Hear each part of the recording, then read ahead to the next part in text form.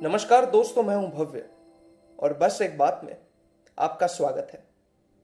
आज की कहानी का नाम है लाइफ इज ब्यूटिफुल और आज की कहानी है रवि और उसके दोस्त निमित की। रवि अपने लाइफ से बहुत खुश था, बस पैसों के अलावा, क्योंकि एक कलाकार को हमेशा हमेशा अपना पेट बस एक ही बात से भरना होता है, तारीफ।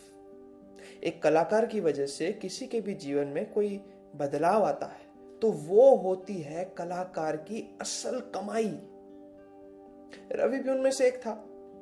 पैसे कम और लोगों का प्यार ज्यादा कमाया था। पर निमित, रवि का जिगरी ऐसा नहीं था। उसकी लाइफ करीब करीब सभी लोगों की तरह ही थी। वो भी रोजाना 12 बजे के आसपास सो जाता, सवेरे करीब 5 बजे के आसपास नींद साथ छोड़ देती और तब से तैयार होना, रास्ते से वड़ा पाव खाना, शू पॉलिश करवाना, एक पैकेट सिंग लेना और बिल्कुल 6:04 की ट्रेन पकड़ने की कोशिश करना।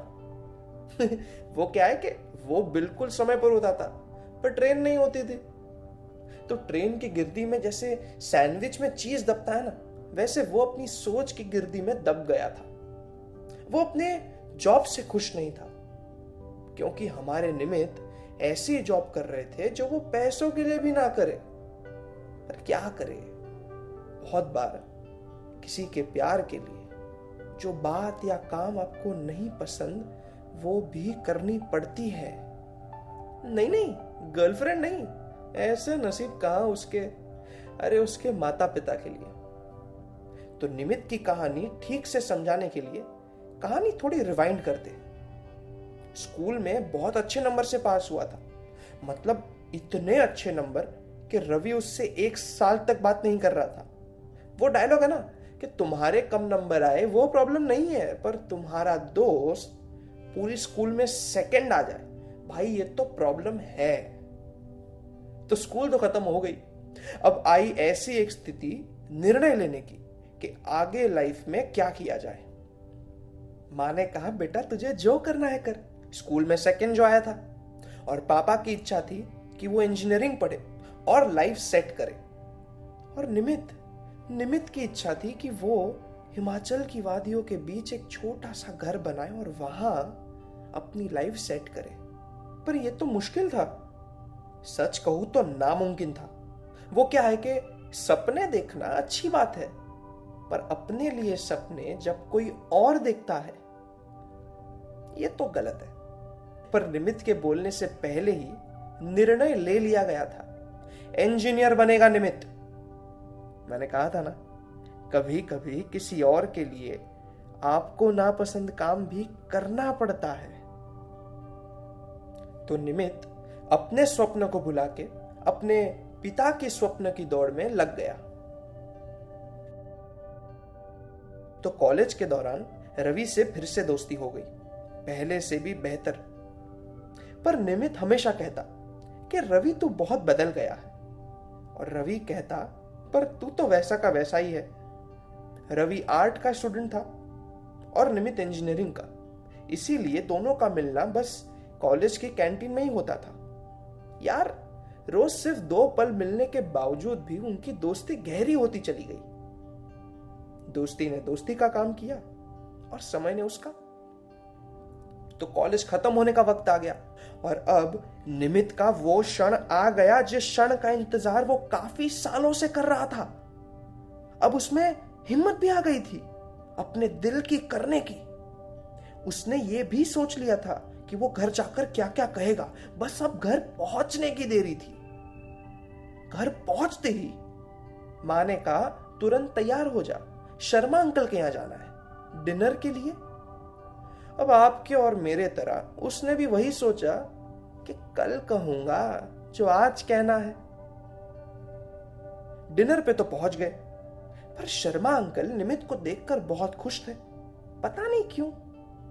मां ने बातों बातों में बात निकाली कि आप जानते हो निमित कॉलेज में भी सेकंड ही आएगा या फर्स्ट। हाँ निमित, बेटा दूसरों के लिए भी कुछ छोड़ दो। और फिर मां ने कुछ ऐसा कहा कि हिल गया निमित पूरी तरह से। बस अब ये आखिरी सेमेस्टर है, फिर निमित की तो इच्छा है कि वो एक अच्छी सी कंपनी में जॉब करे। हमारा प्यारा निमित क्या कहता बेचारा। वो इंग्लिश में कहावत है ना कि every action has a reaction. मां ने एक्शन तो कर लिया, बस अब इसके रिएक्शन की बारी थी। पर इस बात का रिएक्शन डिनर पे नहीं, अगले दिन ब्रेकफास्ट पे हुआ। सवेरे सवेरे शर्मा अंकल का फोन आया। उनकी कंस्ट्रक्शन कंपनी को मुंबई सेंट्रल के पास से काम लगा है और इंजीनियर की जरूरत है, पर अभी तक हमारा निमित इंजीनियर बना ही कहां है। पर शर्मा अंकल की इच्छा थी कि वो काम करेगा तो ही तो सीखेगा कि काम कैसे करते हैं। तो निमित कॉलेज और जॉब के बीच, ट्रेन में एक दादा और एक मोटे पेट वाले के बीच, माता और पिता के निर्णय के बीच दबता गया। कुछ दिनों बाद की बात है। शाम के 9 बजे थे और निमित रवि के लिए नाके पर राह देख रहा था। गाड़ी लेकर रवि आया और रवि ने गाड़ी निमित को दे दी। वो क्या है कि ट्रैफिक और रवि अच्छे दोस्त नहीं है, पर संगीत उसका अच्छा दोस्त है। तो निमित और संगीत के साथ ट्रैफिक में गुनगुनाते हुए एक दोस्त के बर्थडे पार्टी के लिए निकल गए।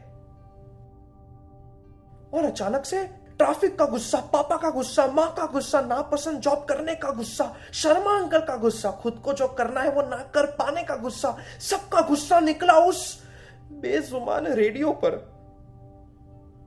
और कहने लगा, मुझे नहीं करना ये सब। अरे मैं तो गलती से सेकंड आ गया था। इंजीनियर कभी नहीं बनना था मुझे, वो तो बस पापा के लिए यार। मुझे नहीं करना ये सब। मुझे तो बड़े बड़े पहाड़ चढ़ने हैं, छोटे से घर में रहना है, बड़ी नदियों का पानी अपनी छोटी सी हथेलियों से पीना है। काम काम के लिए करना है, पैसों के लिए नहीं। खुली हवा में रहना है, मुझे ये सब करना है यार। लेकिन मुझे देख, मैकेनिकल इंजीनियर का तो पता नहीं, लेकिन मशीन जरूर बन गया हूं मैं। पर तेरी लाइफ देख यार, तू वो कर पा रहा है जो तुझे पसंद है, तू हमेशा से करना चाहता था। वाह यार, नसीबदार है तू। क्या बदला है तूने अपने आप को।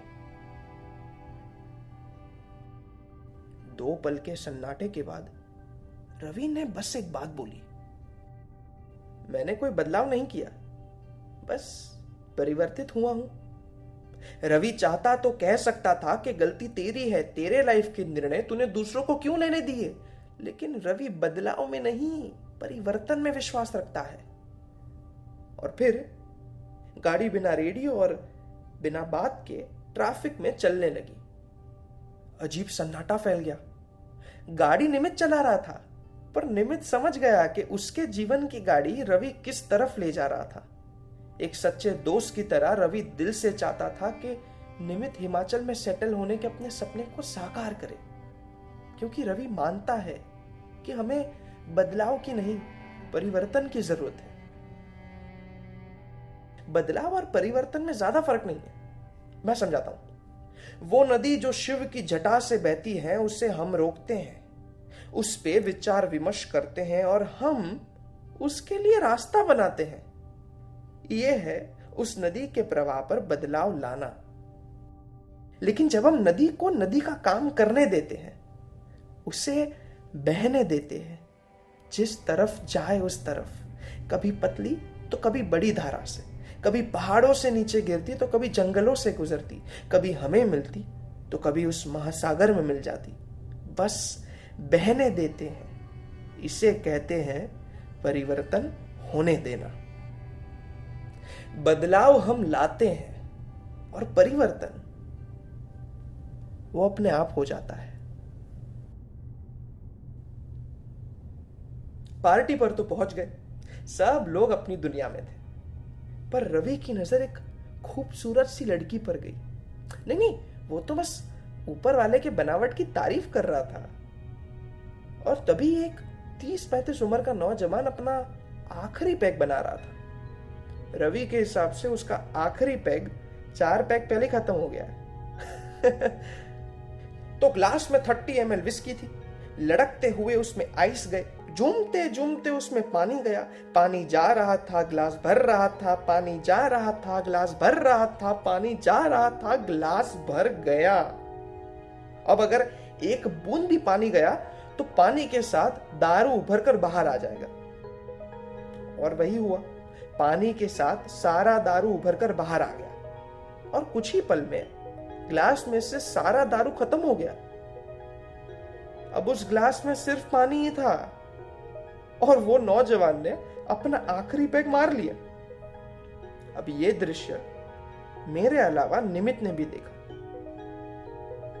पर उसने समझा भी, क्योंकि निमित की नजर उस गिलास पर गई जो थोड़ी देर पहले दारू से भरा था और अब उसमें सिर्फ पानी था। निमित ने रवि को एक शांत, स्थिर और प्यारी स्माइल से देखा और कस के गले लगा लिया।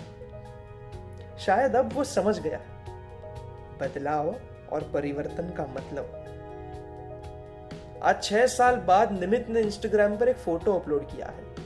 स्पीति वैली की सुंदरता दिखाते हुए ये कहा है कि वहां किस तरह पहुंचा जाए, किन साधनों का उपयोग किया जाए, कहां रहा जाए, वगैरह वगैरह। और आखिर में लिखा है, life is beautiful only if you let it be.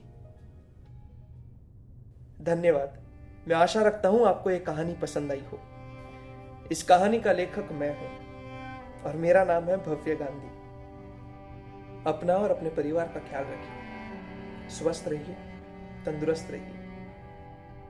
अब जाते जाते बस एक बात कहूंगा, अपने अंदर की बुराई में अच्छाई इतनी भर दो कि बुराई खुद ब खुद बाहर आ जाए। ग्लास के विस्की की तरह इस राह पर फिर से मिलूंगा एक नई कहानी लेकर।